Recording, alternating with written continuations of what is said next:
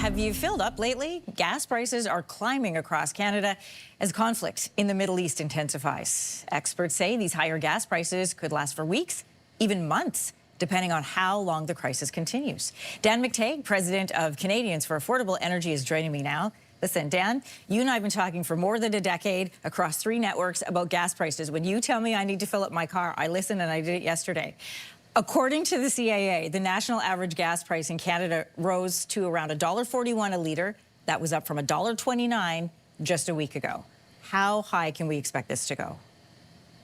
Well, the good news, of course, is that this time last year, we were paying $1.53, $1.54 because we had the carbon tax. But this year, you know, prices have moved up. They moved up dramatically, and we're seeing Anne-Marie examples of where prices now are pushing well into the high $1.40s. So we could be at that where we were this time last year as early as this weekend. Why? Well, we've seen an average across Canada of 6 cents a litre increase yesterday, a 3 cent a litre increase today, a 2 cent a litre increase tomorrow, and Saturday looks like at least a 3 to 4 cent a litre increase right across the country. Now, of course, the Maritimes have regulated prices, and they sometimes have to wait for these changes to take place. But when they happen very dramatically. So right across the country, we're achieving numbers that we haven't seen in a long time. And of course, we're not getting the protection we once did. That is the Canadian dollar. And where you and I have talked about many times in the past, the fact that as oil prices rose or energy prices rose, the Canadian dollar actually rose in step and against the U.S. greenback. That's critical because now that takes 136, 137 pennies to buy a U.S. dollar. That's adding about 24, 25 cents a litre to the price of gasoline. So we're not getting the protection we did in the past. We are also heading into a season of travel. As it warms up in this country, people are going to be traveling with their families, sporting events, you name it. There's more reasons to have to fill up. I'm glad to have you here so I can ask the question of you that people ask of me, which is, how much of this increase is directly tied to the war in Iran? How does that work? 100%. We had oil trading at the top 50s, low 60s at the beginning of February when there was talk of potential strike on Iran. That pushed it up to about $67 a barrel, which is where it was, by the way, on Friday. And that moved it up to where it is today, $75, $76, $77 a barrel for West Texas Intermediate, which we use in most of Canada, except Brent on the East Coast. That's an extra $5 or $6. But it means that, as quickly as this thing could come, and when hopes it does, to a cessation, we could see those prices climb right back down. If, however, it goes to April the 15th, we know in Canada we switch from winter to summer blends of gasoline. That's a thing. That'll add 10 cents a litre to the price of gas, making it a little bit more expensive around the middle of April, looking further ahead than it was this time last year. Nevertheless, there is a war premium. It's 100% attached to the price of fuel. And unlike the past, as I mentioned, the Canadian dollar is not strong.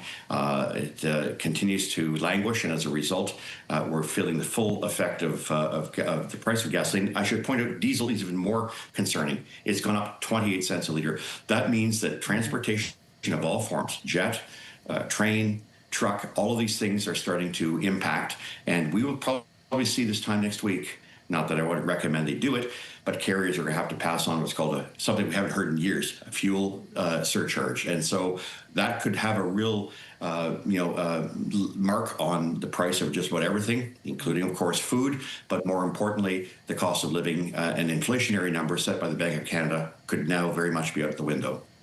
Wow. Dan, really quickly, if this situation in Iran is resolved quickly, the president has said gas prices are going to go down, maybe even lower than they were before. How long, you can tell me whether or not if that's true, but how long does it take for the gas prices to at least come back down or something that we're used to paying? Depending on the markets, 24, 48 hours later. That's why I can predict 2 days ahead, and I've been doing it for many years with you and others. Look, the president still has another card he can drop. Trump can drop a card. That would be the release of oil from the Strategic Petroleum Reserve. But, we haven't seen oil go as high as one would have expected.